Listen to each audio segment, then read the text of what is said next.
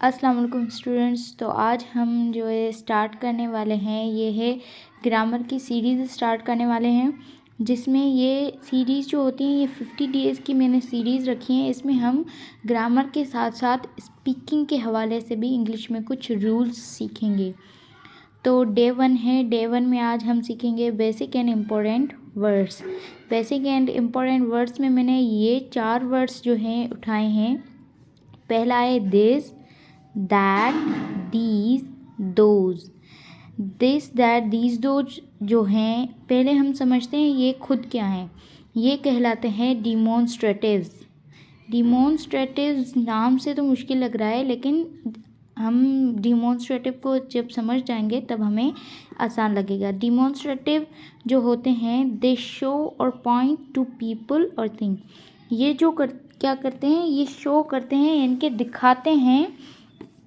दिखाते हैं किसी भी चीज़ की पॉइंट, यानी कि ये शो करते हैं, दिखाते हैं। ठीक है। तो दिस की मीनिंग होती है ये, और ये होता है सिंगुलर। दैट की मीनिंग होती है वो, और ये भी है सिंगुलर। दीज की मीनिंग होती है ये प्लूरल है, और दोज की मीनिंग होती है वो, ये प्लूरल है। तो आगे हम समझते हैं। पहले हम इनको प्रोनाउंस करके देखते हैं। इसको हम दिस प्रोनाउंस नहीं करेंगे, इसको हम दिस प्रोनाउंस करेंगे। क्या प्रोनाउंस करेंगे? दिस। और उसके बाद एंड ये होता है दीज, और ये दैट, ये दोज। हम इसको एक चार्ट के थ्रू समझते हैं कि दिस, दैट, दीज, दोज जो हैं कहाँ पर यूज़ होते हैं। दिस जो है ये नियर के, जो हमारे चीज़ नज़दीक होती है उसके लिए यूज़ होता है, और ये जो होती है सिंगुलर कोई भी चीज़ हो उसके लिए।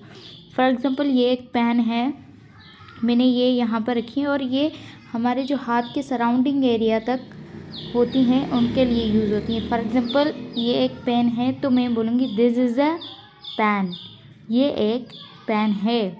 और उसके बाद आते हैं दैट जो होता है, ये जो हमारे सराउंडिंग एरिया से दूर चीज़ें हों, लेकिन सिंगुलर हो, लेकिन क्या हो, एक हो। फॉर एग्ज़ाम्पल मैं इस पेन को इतना दूर रख लूँ कि मेरा हाथ यहाँ पर ना पहुँचे, तो हम इसको कहेंगे कि दैट इज़ अ पेन। क्या बोलेंगे? दैट इज़ अ पेन, वो एक पेन है। और उसके बाद हम आते हैं प्लूरल में ये दीज जो होती है नज़दीक जो चीज़ें हों उनके लिए, लेकिन वो क्या हो, प्लूरल हो। फॉर एग्ज़ाम्पल ये 2 पेन्स हैं, ये 2 मार्कर्स हैं, हम कह लें ये जो है मेरे सराउंडिंग, यानी कि मेरे हाथ के एरिया तक है, तो हम बोलेंगे दीज आर मार्कर्स। क्या बोलेंगे? These are markers. अगर यही जो मार्कर हैं हम बहुत दूर रख लें तो हमें इसे कहेंगे दोज आर मार्कर्स, यानी कि दोज वहाँ पर यूज़ होता है जब चीज़ें प्लूरल तो हो लेकिन वो दूर हों।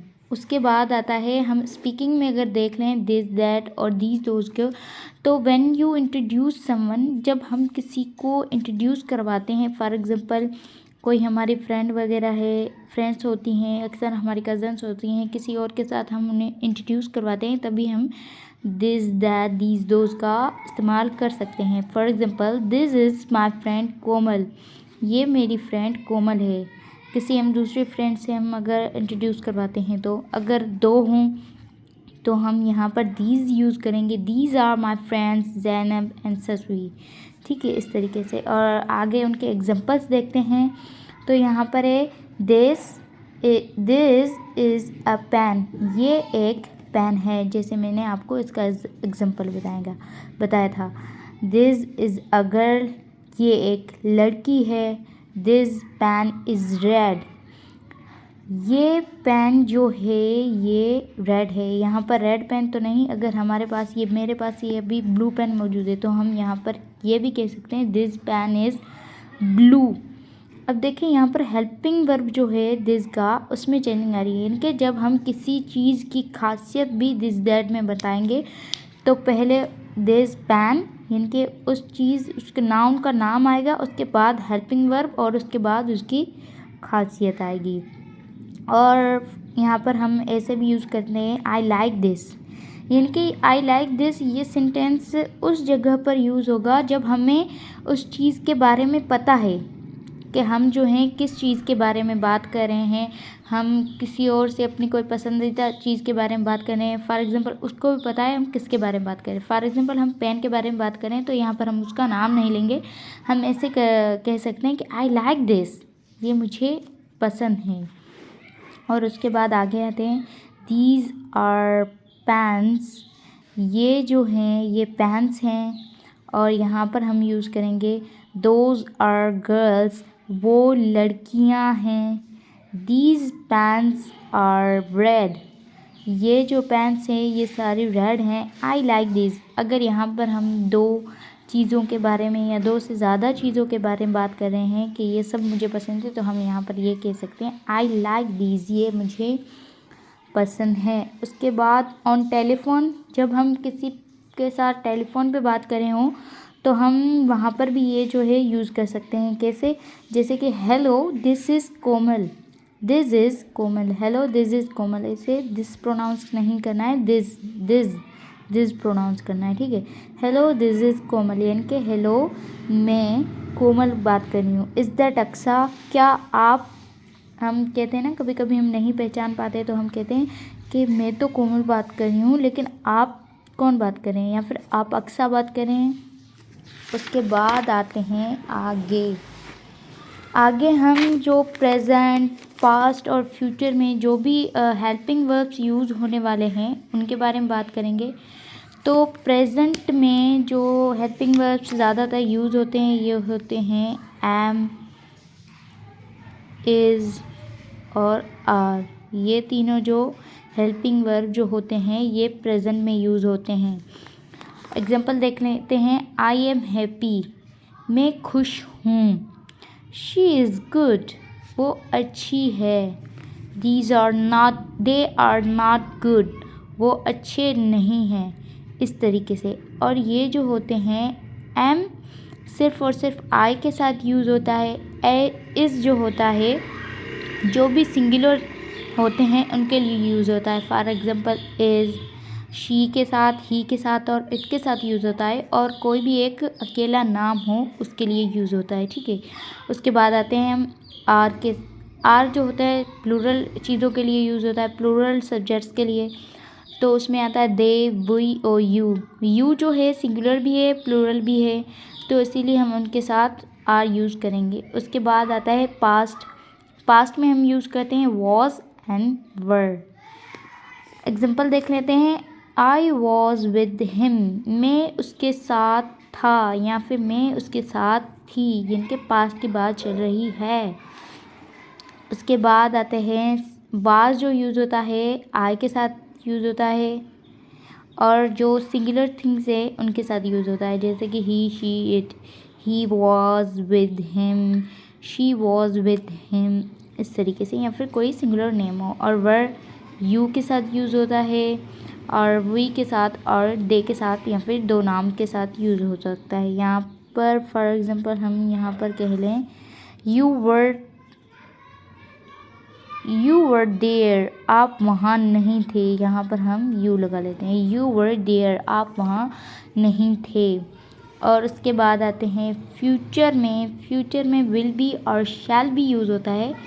अक्सर अभी तो विल भी यूज़ करते हैं, शैल भी हम वहाँ पर यूज़ करेंगे जब हमें यकीन हो कि हमें पुख्ता यकीन हो कि ये काम हमारा हो जाएगा, तब हम शैल भी यूज़ करते हैं। और शैल भी सिर्फ आई और वी के साथ यूज़ कर सकते हैं।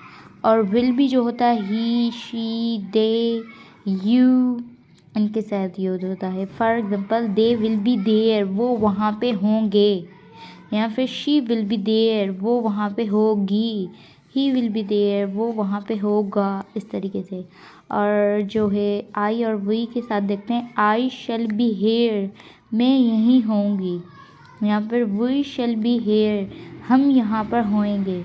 तो इस तरीके से। अब यहाँ पर हम प्रैक्टिस सेंटेंसेस देख लेते हैं। प्रैक्टिस सेंटेंसेस में पहले हैं एम के, यहाँ पर मैंने लिखा है आई एम अ गर्ल, मैं एक लड़की हूँ, ठीक है। और उसके बाद इसके साथ हम देख लें ही इज़ अ रोहन, वो रोहन है।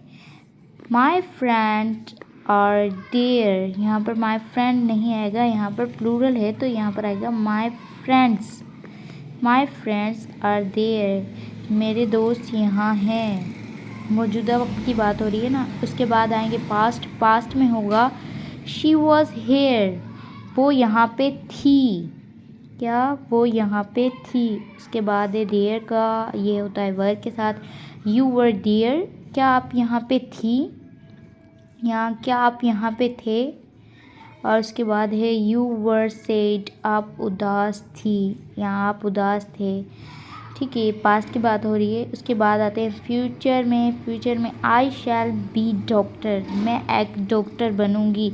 यहाँ पर देखें, ये जिसने भी लिखा है आई शैल बी डॉक्टर, एग्जाम्पल तो मैंने कहा लिखा है, लेकिन जब भी हम ये कहेंगे यानी कि हमारा इरादा पुख्ता है, हम इसके अलावा कुछ भी नहीं बनेंगे। ठीक है, तो क्योंकि अक्सर हम काफ़ी चीज़ों में फ़ेल भी हो जाते हैं, लेकिन फ़ेल होने के बाद भी उस चीज़ पर डटे रहें तो शायद हम वो चीज़ बन सकते हैं जो हम चाहते हैं। और उसके बाद है I am a doctor, I am a student, मैं एक स्टूडेंट हूँ। अभी मौजूदा वक्त में क्या, हम एक स्टूडेंट है। हम किसी से बात कर रहे हैं, कोई हमारा टीचर है तो हमसे पूछेगा कि आप क्या करें, तो हम कहेंगे आई एम अ स्टूडेंट, हम एक जो है स्टूडेंट है। ये जो हो गया ये प्रेजेंट का है और ये फ्यूचर का है। उसके बाद आ गया पास्ट का। पास्ट में ही वॉज स्टूडेंट, अगर कोई शख्स जो है डॉक्टर बन भी जाता है तो पास्ट की बात में तो वो स्टूडेंट ही होगा। तो ही वॉज स्टूडेंट, वो स्टूडेंट था, यानी कि वो एक शागिर्द था। उसके बाद आगे फिर से प्रेजेंट का। प्रेजेंट में इट इज़ अ ट्री।